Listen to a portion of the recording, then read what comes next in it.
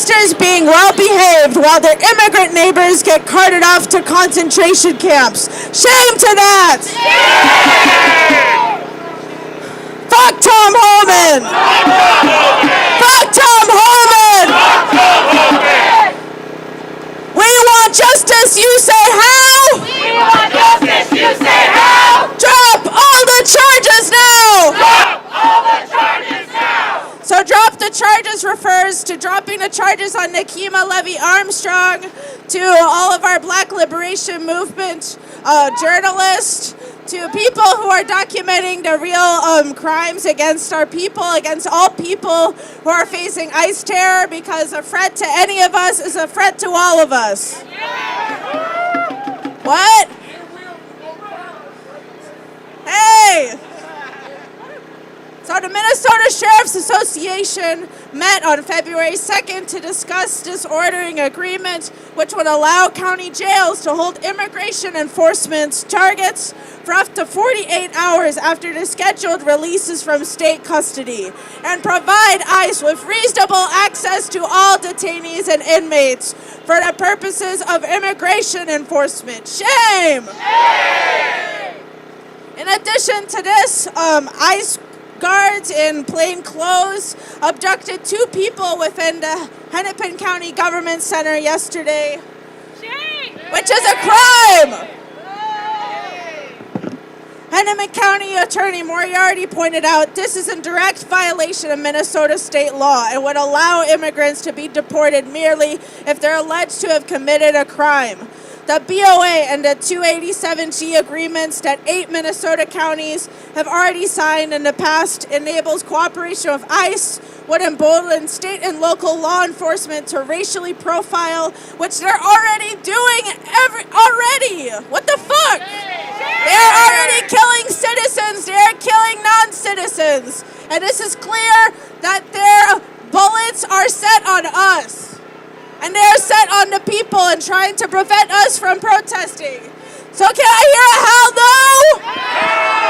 And I say hell no, we will go! Hell no, we will go! Hell no, we will go! Hell no, we will go! So Homan's hoping to enlist local and state officials to do ICE's dirty work, and we will not allow this to happen. Is this the best result that Governor Tim Walz and other elected officials could come up with after meetings behind closed doors with Tom Homan? Shame! Shame! Do not underestimate the power of the people of Minnesota. Mirak and the people of Minnesota will not back down. In fact, we will double down and make Minnesota a sanctuary state for all. We will set an example for every state to be a sanctuary state, and we will not stop until ICE and DHS ceases to exist. We demand legalization for all and end to all deportations, and we mean it. We will push for a ban on all BOAs or 287G agreements with severe punishments for any sheriff or county that even dares to try to sign them. Unlike the spineless politicians Walz and Frey, Mirak and the people of Minnesota will use everything in our power to get ICE the fuck out. That doesn't mean 150 ICE agents like before, but 0 agents. We don't play nice with ICE in Minnesota. The people will use our civil rights to the fullest extent and fight them to the end. What do we want? Legalization. When do we want it? What do we want? Legalization! When do we want it? Say it louder. What do we want? Legalization! When do we want it? Now! What do we want? Legalization! When do we want it? Now! Thank you.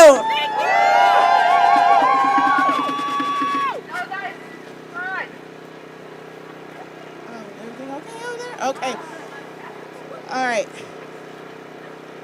Justice is our demand. Justice is our demand! No peace on stolen land. No peace on stolen land! Justice is our demand.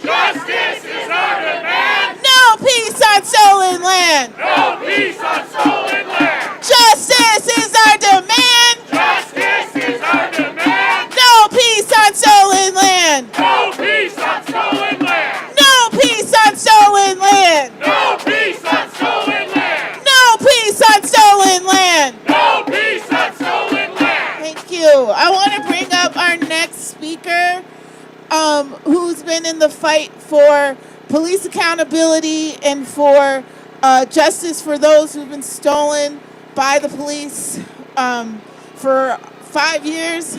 I'm going to bring up someone I'm proud to organize with in TCC for Jay Yates. Hi everyone, my name is Jay. And the main thing that I want to do today is remind people who Tim Walz really is. This is a man who in 2020, immediately after the burning of the 3rd Precinct, authorized deadly force against mostly black and brown protesters, who threatened to shoot us in the street like dogs after curfew. I remember that I was rendering first aid to a teenager along University after the 35W truck incident. And a National Guardsman came up to me and the person that I was medicing with and threatened to kill us for being out after curfew with a smile on his face. And the reason that I'm bringing this up is because this time, because more of our white community members are out in the streets, there has not been the same level of violence towards protesters from Tim Walz's controlled National Guard. And the reason for this is that Tim Walz only sees some of our lives as worth saving, only sees some of our lives as worth protecting. Because if he saw black life as worth protecting, he would have put guardrails on the police in this state who have been murdering black people and brown people and native people in this state the entire time before this. I'm here today because we have to be honest with ourselves. A lot of people are asking for Tim Walz, a man who is, look at the house that this man lives in. Look at the house, look at the street that we are on. A rich man is not going to go to bat for us. And so we need to be honest with ourselves about why the response this time is different than when we were demanding justice for a black man who was tortured in the middle of the street. The other thing that we have to be honest about is that the reason that ICE feels that they can do this escalation against citizens and immigrants and black communities alike is because we have normalized this violence from law enforcement. We have accepted a reality in which it is normal for police to gun down black and brown people in the street and face no consequences. Not only that, but we have clear examples of these officers being promoted. If you all remember, Jacob Fry campaigned on ending no-knock warrants in Minneapolis. A few months after he was elected, Amir Locke was killed by Mark Hanneman within 9 seconds of that man entering the apartment where he slept. Amir Locke also had a legal right to own a gun.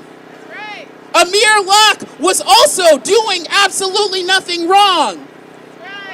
And the response from Tim Walz and other state officials was nothing. And not only was nothing done, we had to stop Mark Hanneman from getting promoted to a training position. All of this just after George Floyd was murdered by Derek Chauvin, who also was in charge of training other officers. Again, we must be honest with ourselves. Are we willing to accept a reality in which any law enforcement agency can simply kill us in the streets and face no consequences? Is that a reality that you are willing to accept for the person standing next to you? Is that a reality that you are willing to accept for people that are merely accused of committing crimes? Because the reality is, if we accept this for other people, that is what we are accepting for ourselves. And so we must decide whether we want an unaccountable law enforcement apparatus that continues to oppress us, that continues to steal people from our communities, that continues to lie, to justify locking people up, while our government is full of racist, rapists, pedophiles, and murderers. When we accept a world in which wealth can protect you from following the law and from following the moral code that we have all committed to following as a people, then our society is over. But the reality is that we can fight back against this. When we are in charge of who patrols our streets, when we can say, no, this officer will not continue to have a job on a force after he just stole one of our community members. When we have the power to say, no, fuck this sheriff who just said a bunch of racist shit about African people and then wants to turn around and act like he's an ally to the Somali community. I'm talking about Chief Brian O'Hara, by the way. When we have community control, we can tell these people, no, you cannot, not with my money and not in my neighborhood. We have to be willing to accept the responsibility of taking charge of our lives. There is no world in which we will do that absolutely perfectly, but it's got to be a hell of a lot better than whatever this bullshit is. Because I'm sick of my tax dollars, my hard-earned money, oppressing my neighbors. I am tired of listening to my upstairs neighbors talk in Spanish about how scared they are to leave the apartment building that we both live in. I'm tired of my money going to elites who don't give a shit what happens to any of us. So we have to be willing to shoulder the responsibility of taking care of each other. No matter how imperfect, no matter how many stumbling blocks, we can do a better job than whatever this shit is. And so, if you are interested in learning from TCC4J about why we are trying to take power from Jacob Fry, who will not exercise said power to hold his cops accountable, please come talk to us. Because what we are trying to do is not about working with the police. It is about leashing a rabid dog that is harming all of us and that will come to harm you unless you do something to take their power away.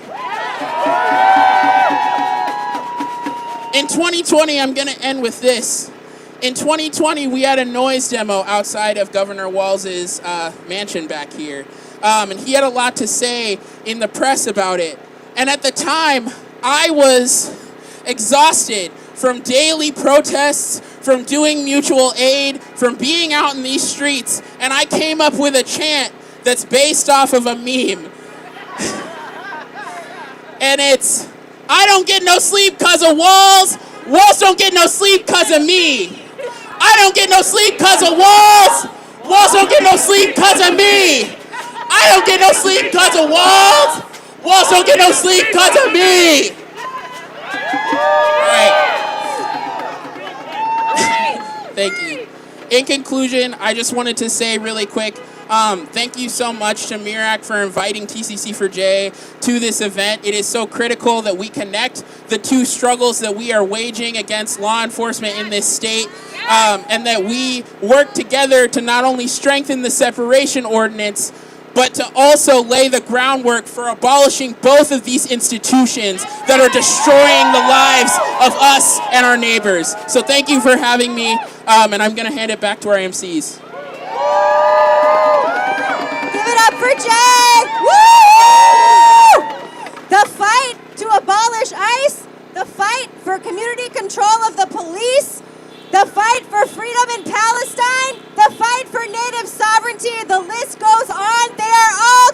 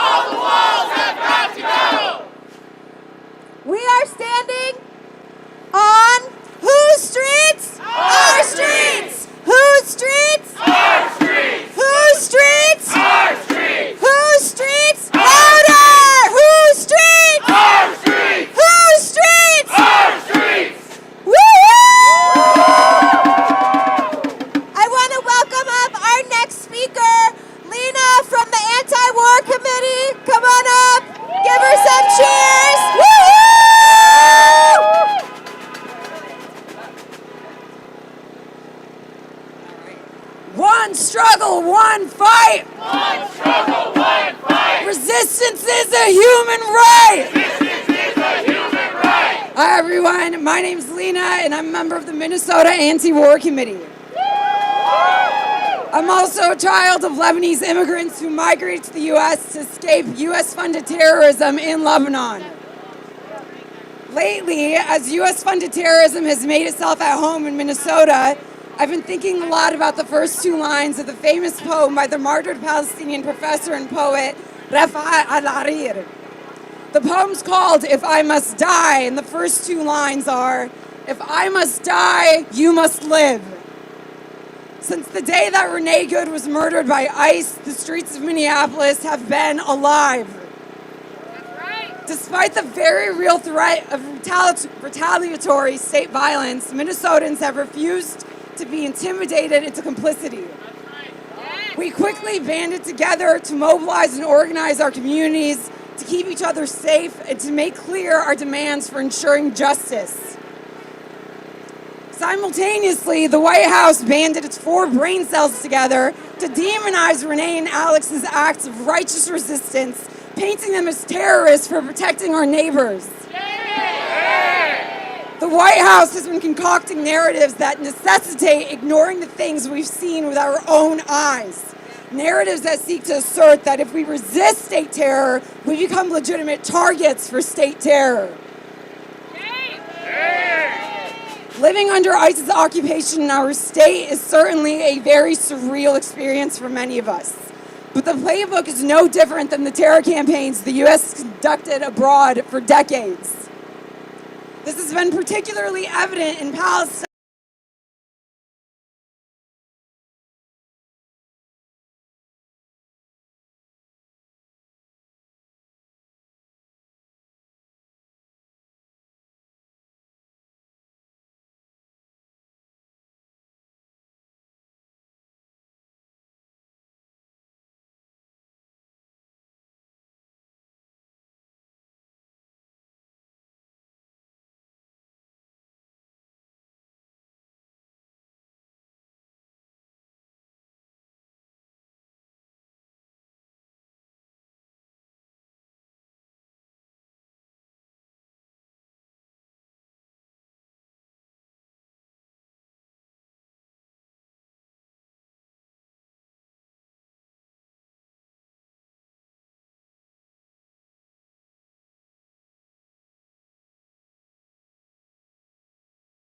Demonize and politicize their mere existence.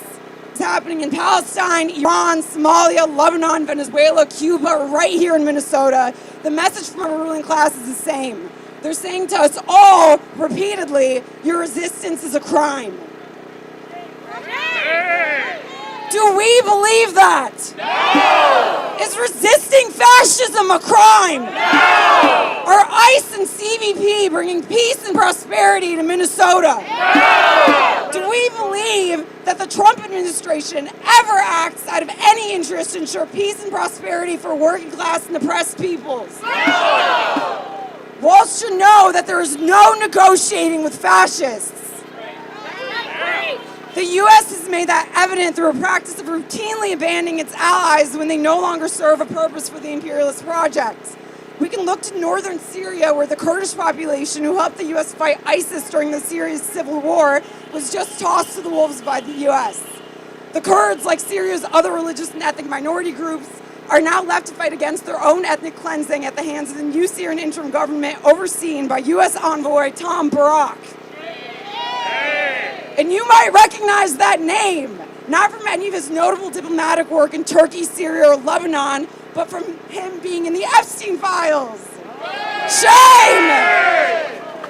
Literal monsters like Tom Barak, who are implicated in the ruling class's horrific sex trafficking conspiracies, have the nerve to play moral diplomats in foreign countries, calling civilians animals as Barak did to journalists in Lebanon, and placing the blame for violent U.S. imperialist aggression on the people who are fighting back to defend their communities and neighborhoods.